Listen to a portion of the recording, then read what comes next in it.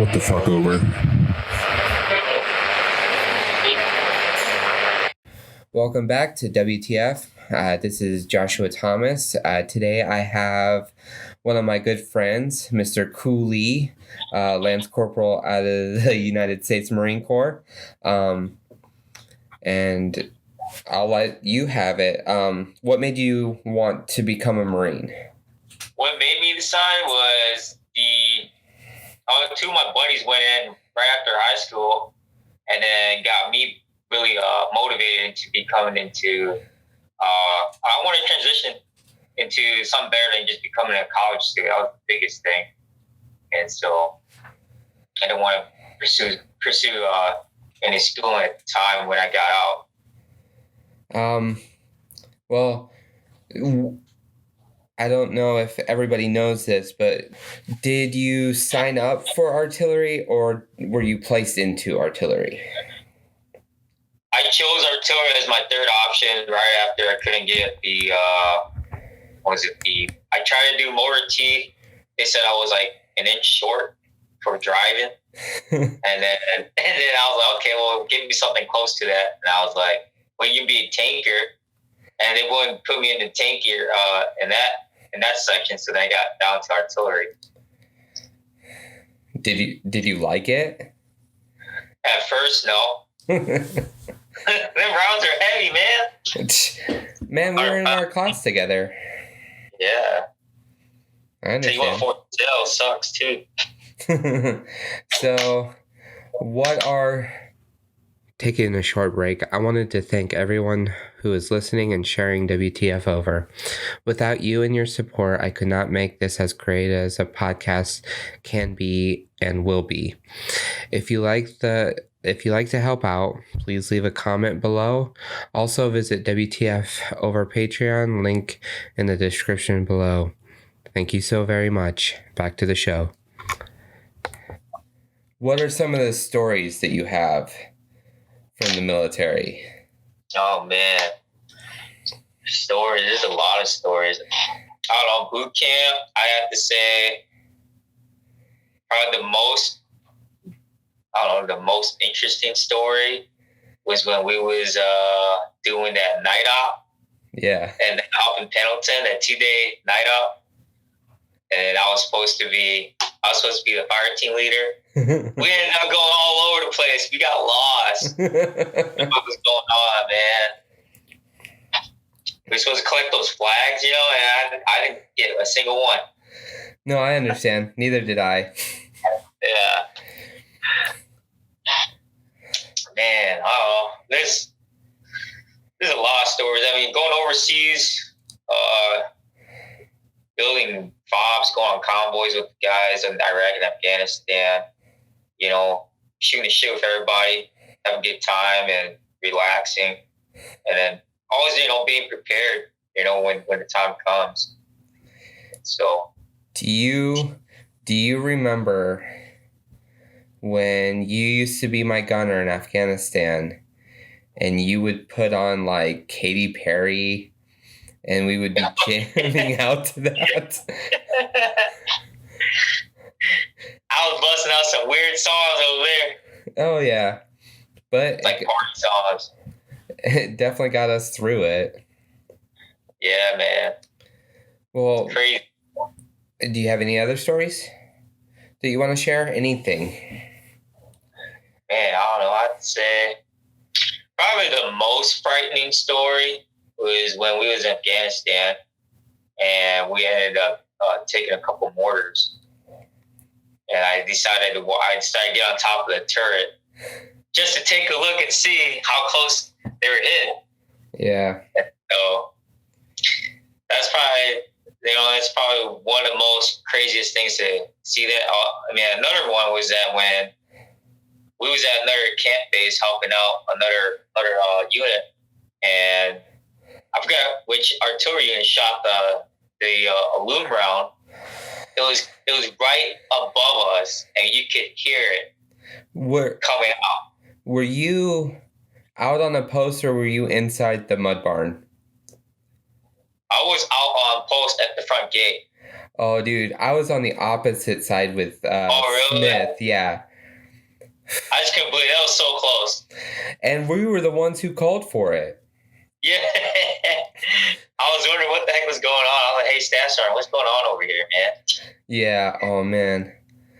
That, I never thought that I would ever be able to shit again after that event. Yeah, no. Shit's so close. I mean, all the IEDs that the convoys got hit too, right by the fog. Yeah. Or trying to get to the village and couldn't go 3 miles in 4 days. So that's stupid. Well, what about you today? How did you transition from being in the military and having all this structure and somebody telling you need to get this done now to being on your own and making your own decisions? I had to say, the military built a lot of discipline within me. And, with all the leadership skills that they have teach you, especially all the way from boot camp. And within the 4 years that I learned that I always wanted to be my own boss and work for myself instead of trying to work for another job. You know what? When I got out, I did the troops to Roughnecks program, as an oil rigger. That's pretty good. That's a pretty good job. But it's hard labor. And, you're in it for 2 weeks and you come back home for 2 weeks. It's a pretty vicious cycle. It's something that you want to do. But currently now, working from home as a day trader, and pretty much I just do a lot of investments now at home. And the biggest thing for that transition is that you got to dedicate and commit to all the time and effort if you want to work for yourself, to be the entrepreneur that you want to be. So it's not easy, to hustle and grind every day as an entrepreneur, but you're going to have to learn that there's going to be setbacks in the beginning. There's a lot of obstacles. You got to persevere and stay consistent in your goals and what you want to do, especially if it's a business for you. And so, but now it's like, it's full on, it's full time for me right here in my room. So, I know I have to go anywhere. I don't have to punch in a clock, and I can stay home with my kids when I want to, and I can leave. So that's the best thing. And with your business side, what do you do to relax? What do you do to de-stress when you get to that point? Relax, man. I try to go to the gym every day. Release all that.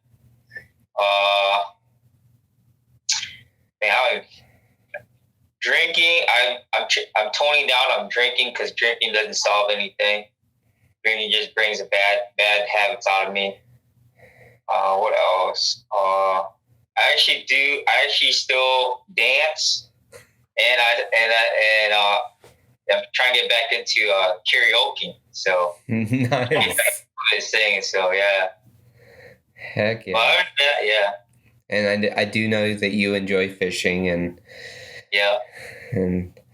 trying to get the bigger fishing right now. It's cold, dude. Oh yeah. Definitely not fishing right now. So if you could give advice to people either going into the military or coming out of it, what would you give them? For going in, you gotta prepare to change your mindset, especially when you're going in right away. It's gonna be fast paced. You're gonna have to learn through a lot of different things that are coming at you, and so you gotta just that repetition will always be there so that you can practice on it. For those that are getting out, you really have to dive down and figure out what you want to do for the rest of your life, especially if you get out after 4 years. And I did schooling too, but it's great to get a piece of paper, but that doesn't mean anything that you're going to get a really high paying job or a career that you're really looking for. And so don't count towards into schooling, but count towards, your goals and where you want to be at, so that you won't be stuck in where you want to position yourself. And so, for those that want to be business ventures, and want to start their own business, it's a lot of dedication, commitment up front. And you're going to make a lot of sacrifices in the beginning to where you want to be in that success. And so success is not easy, and it's not overnight, but you can get there, but you just can't just stop, take a break. You guys got to keep persevering step by step. So.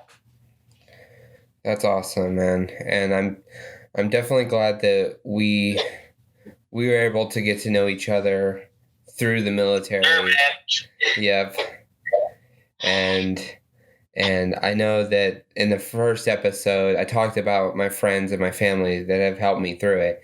And I can honestly say you are one of the major ones who I would call and be like, Lee, having a bad day, talk to me. Wait, man. And I'm honestly, I'm honored to know you, my friend. And I appreciate you doing the second episode with me. And anything else before ending? Oh man, I don't know, man. I just want to say thanks, to you for giving a shout out for me to come out and say a few words for this podcast. And I want to see this podcast grow. I want to see all the military service members to learn, through with them that, stress is not the answer, and that, that we can't put ourselves in jeopardy, especially in our own lives like this. If we're going through a rough time, we should use our brothers in arms to talk to each other, especially at the roughest times of our lives. And so I appreciate everything what you're doing. And like I said, you're always a brother for me, and I'll always be there for you. And no matter what, we keep ourselves up no matter what. And because we're always uplifting each other no matter what happens. All right. Thanks, man.